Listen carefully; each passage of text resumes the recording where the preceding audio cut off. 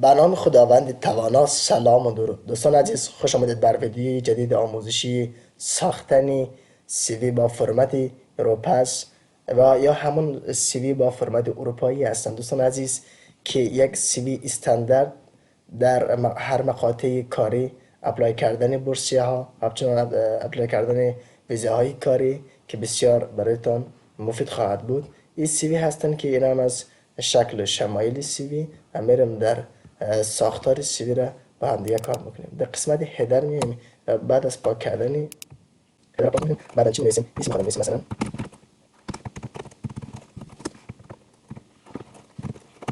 خب اینم اسم من بود. انجام تخلصتون چی می‌نویسین؟ می‌نویسین که اسم و تخلص قسمت هدر بنویسین. بعد قسمت پایین که آمدین اینجا هم اسمتون می‌نویسین. ریپلیس می‌کنیم که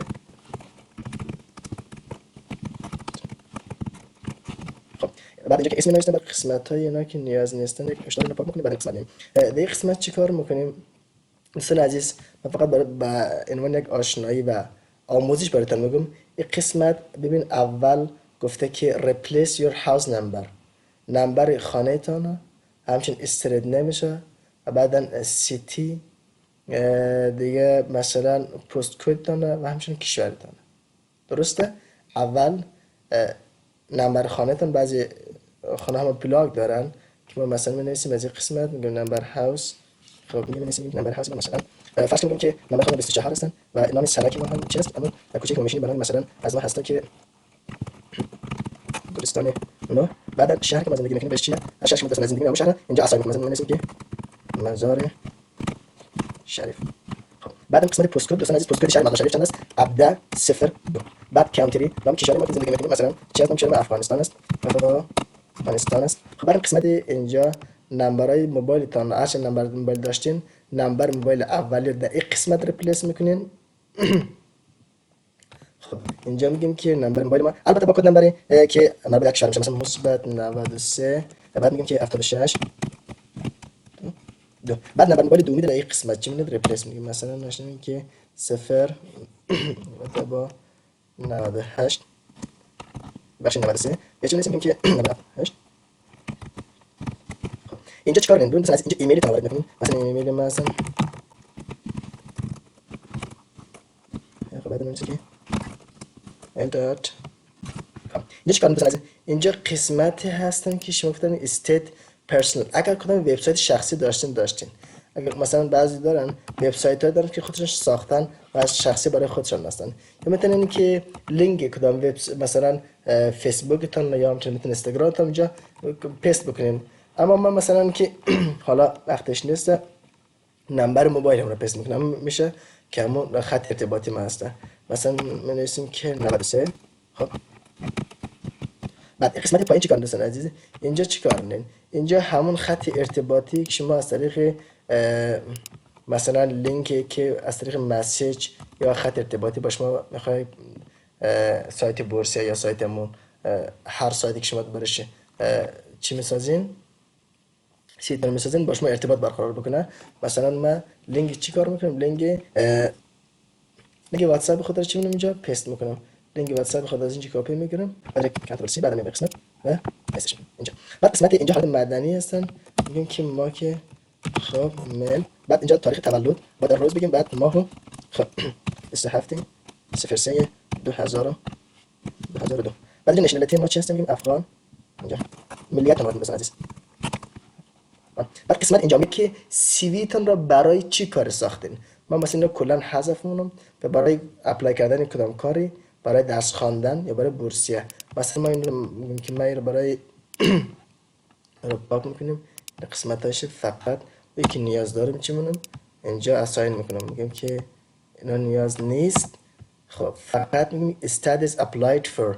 اینجا همون مرکزی هست که شما سی وی تون برای چی ارسال میکنید یا پاک میکنید. مثلا میگیم که برای چی هستن، میگیم که فرض میکنیم که رومانیان چی میشه اسکولارشیپ اسکولارشیپ. خب بعد شدن که مدرسه بزنم فقط یک نمونه چی بدم مثلا عنوان یک آموزش دیگه. تجربه کاریتون دوستان عزیز، اینجا کلا تجربه کاری نوشته میشه که گذاشته میشه. مثلا ما یک تا به عنوان نمونه اینجا میگذارم. خب اینجا کلا اینجا رو پاک میکنیم، این قسمت رو پاک میکنیم، بخشیم اینجا پاک شد. باید همچنان قسمت بعد از قسمت از کدام سال تا کدام سال در کجا کار کردیم. مثلا ما میگیم از سال 2023 تا سال 2024 در شرکت برنامه چیکار کردیم. مثلا شرکت مثلا آیتی اکادمیک مثلا ما در شرکت برنامه آیتی اکادمیک کار کردم اینجا. خب دیگه گفته بیزنس سکتور، مثلا کدام تجارتی انجام میدیم، مثلا پرایوت میدیم، مثلا عزیز شخصی، یک کاری شخصی با خودم انجام میدم. خب پرایوت دیگه. بعدم قسمت ایژوکیشن ترنینگ، مثلا عزیز مثلا تحصیلات تان نمیگذاریم که مثلا در کدام مراکش ما تحصیل کردیم، اینا رو مثلا این قسمت ها باز انواعشه اینجا گذاشته. دوستان عزیز گفته که replace with در جایی که تحصیل کردیم و همچنین با کدام لیول. مثلا ما میگیم که در سال از سال 2021 در سال 2021 من رنج دوش ندارم، سال 2021 ما وارد دانشگاه شدیم. یا فکر مثلا نشون که بلخ یونیورسیتی باز اینجا میذاریم که مثلا نمونهش میگیم که با رشته کامپیوتر ساینس بعد اینجا می‌نویسیم که خب بگم که کامپیوتر ساینس اینجا کامپیوتر ساینس. خب برای نمونه اگه شما علامت داشته ببخشید در قسمتی اینجا میگیم مثلا ما بچلر دیگری در رشته چی بدم ما مثلا بچلر میگیم که لیسانس در رشته لیسانس با لیول لیسانس در مقطع لیسانس با در رشته کامپیوتر ساینس چه کردم مثلا تحصیل خود را آغاز کردم. بعد قسمت اینجا باز شما میتونید که بیشتر یا چکنین اضافه کنید، مثلا کنترل سی میزنید شما رشته های زیاد رو خواندین باز اینجا پیست میکنین و لیست میکنین هر چقدر شما خوانده بودین دو به قسمت ها چی میکنین لیست میکنین. بعد پرسونال اسکیل مهارت شخصی تان مثلا اینجا بگذارید، مثلا زبان مادری تان چی هست این رو پاک کنید، مثلا زبان مادری ما چی هست دری هست چون که بولد کنید برای خودتان. بعد در other language قسمت زبان خارجی که یاد دارین مثلا ما داریم که انگلیش. بعد لیولش هم اینجا مثلا چی می‌بینید مشخص کنید. یک ادوک بیسیک است، یک بیدو مثلا ایندیپندنس یعنی معمولی هستن، یعنی انتروال بین عالی و بیسیک. بعد پروفیشن یوزر همون حالت نخبه بودن نشان میده. خب در قسمت انترول لیول میگه ما در بخش انگلیسی میگه ما در بخش فرض که لیسنینگ هم خب یک نمبر خودت میزنی مثلا که 31 بعد قسمت اینا هم قسمت کلش پر مثلا چی 32 بس خودتون دیگه هر که مثلا مهارت دارین شما چی می‌بینید پرین میگم مثلا در بخش اسپیکینگ صحبت افهام تفهیم چقدر هستن، چقدر میفهمن و چقدر میفهمید. رایتینگ با چقدر لیول هستن. قسمت دیگه مثلا زبانی مثلا عربی را آشنا داریم عربیک اینجا هم لیولش وارد کنی درست است که با چی لیولی شما میتونید چینید عربی را آشنایی داره اینجا وارد میکنید مثل بالا. بعد قسمت کامیونیکیشن اسکیل مهارت ارتباطیتون با دیگران چطور هستن در چی لیولی قرار دارین اینجا توضیحات میدین. مثلا میگیم که مثلا اینجا توضیح میدیم که مثلا فرض که شما یک مهارت ارتباطی بگیم که I am که فرض کنید I had been ببخشید خواهی خواستم بگیم که جلالسی مثلا یک کار انجام دادیم در فلانی نهاد کار کردم باید مهارت ها دارم ارتباطاتشه. بعد این قسمت هم ارگانایزیشن منیجمنت و چه بودن مدیریت چی کار انجام دادیم. مثلا اینجا گفته که مثلا شما اگر سرپرست 10 گروه بودین مثالش آورده اگر در کدام جایی شما مدیریت کردین یا مثلا مهارت مدیریت داشتین یا عضو کدام کمیته رئیسش بودین یا معاونش بودین اینجا وارد نی. مثلا میگم که I مثلا worked as a boss of a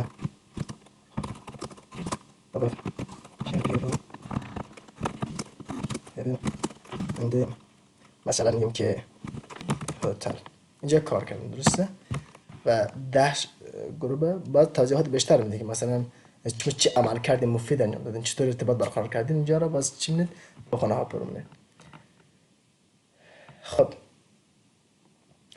جاب ریلیتد اسکیل، ببین یک مهارت واقعی که از خودتان دارین اینجا به مثلا اساین میکنین. یعنی من مثلا ما با عنوان نمونه اینجا بنویسیم، میگیم که آی ببخشید دوستان عزیز،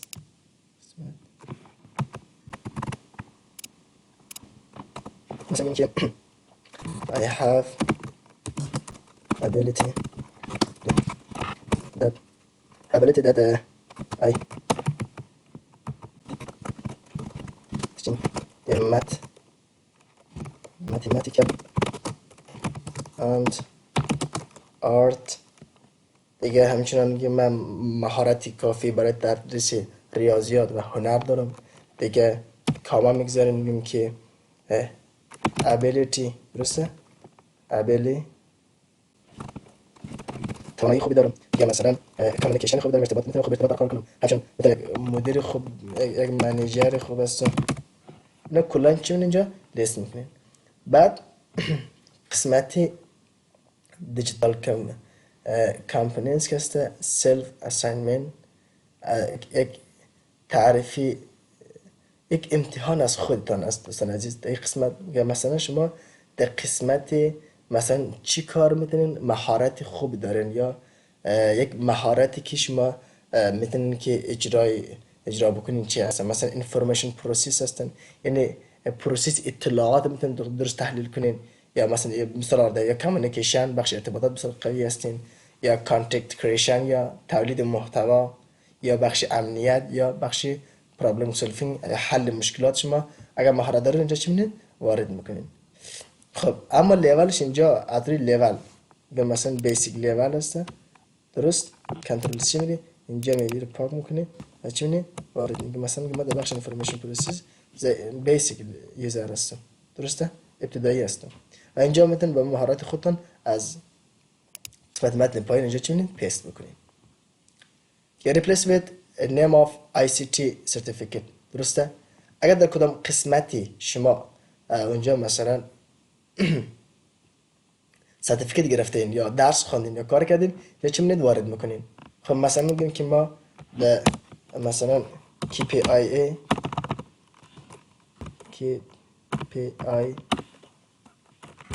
کار کردم. خب شما میتونید شرح بیشتر بدین، درسته؟ یا میگیم که RHEC، درسته، کار کردم. یکی از اینکه چی هست؟ رسالت های ایژوکیشن سنتر هست.